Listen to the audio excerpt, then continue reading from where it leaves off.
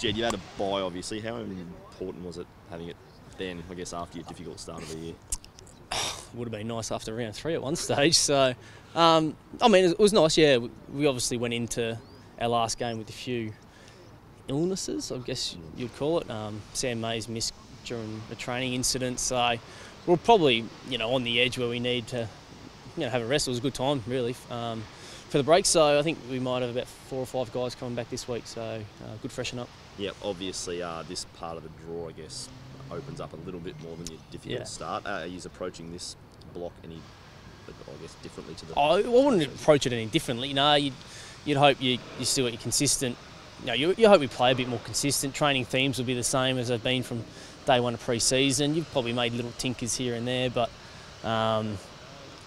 really it's been the same all the way through. I think what you said, we probably feel like we've got an opportunity in the next 6-7 week block before our next bye that we feel like we've got the teams now that are more around us. We can hopefully settle the team down a little bit, get some players back, and just play consistent 4 quarters, and hopefully we can win a few more than we lose. So clearly, finals haven't been in the equation for a long time. What can you get in the next, the remainder of the season? Well, Leper from day one has always said he wants to increase the percentage. So that was, I guess, the focus early. Now it's probably being able to play consistent 4 quarters more, and we feel that if we can do that, we'll probably, 1, be competitive more, whether you win or lose. But 2, if we can do that, we feel like with the game plan and when we play it well, we'll probably win a few more than we lose. So it's hard for people on the outside to see, but do you feel you've made any progress this year? Well, yeah, of course we have. Yeah, it is hard. It makes it hard. Probably, we did have a tough draw at the start. Injuries hurt us early, and we probably just weren't playing great footy. A lot of, I guess, older blokes were a bit out of form, weren't quite playing, to the standard they have in the past. Relying heavily on youngsters, and you've got a new coach, new game plan, new systems that we're all trying to learn at the same time. So sort of, I guess, in the first 7-8 weeks, it all sort of come together as one, and it hit us in terms of what I just went through. So hopefully now things will settle down a bit. We've had a break, time to get away, reset, game plan structures. Hopefully we've learnt that a bit better. Injuries again, maybe a bit better of a draw. We can win a few more, as I said. So it's probably still on the older guys to lift their form a little bit, but I think coming out of the break now, hopefully we can do that. Yeah, mate, just back on last week, the Hall of Fame was obviously a good night. Vossi being put to legends. Did you get a chance to chat to him at all? I had a quick chat when he popped in. Yeah, it was obviously a pretty late night for us, so we most of us took off pretty quick. But had a quick chat to him. He's what a fantastic person he has been for this footy club, and it was good for him to come back to the footy club after everything happened last year, and he left it behind and put the bigger picture at hand, what it was. And I spoke.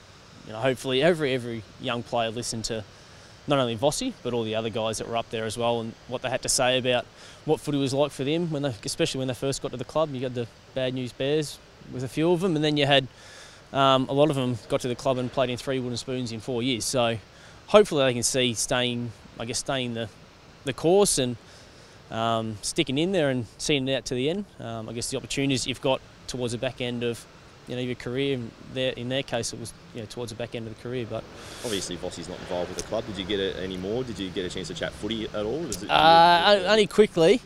Not really at all. I'll chat to him every now and then. I'll give him a call if I need to give him a call. Obviously he was my captain. He was my coach, and I worked pretty closely with him the last few years as a leader of this footy club as well. So we've got a good relationship, and we'll continue to have that, and we'll talk when we need to talk and talk footy if we need to talk footy. But I think early it was important for him to let Leper be the coach and take this footy club in the way that he needed to. And Vossi definitely took a step back for quite a while, but he'll remain good mates to a lot of us. So. Some great stories on the night from guys being inducted around when the Bears were struggling.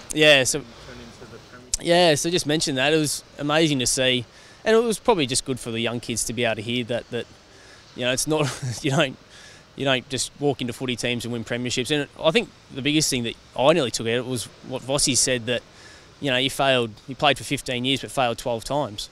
So he only won 3 premierships, and really if you finish second, that doesn't matter. Second to last, you're still not winning. So for him to play, what I said, 15 years and only succeed 3 times, it's, you know, small chance of actually winning premierships. So you've got to try and make the most of the time that you've got in the game.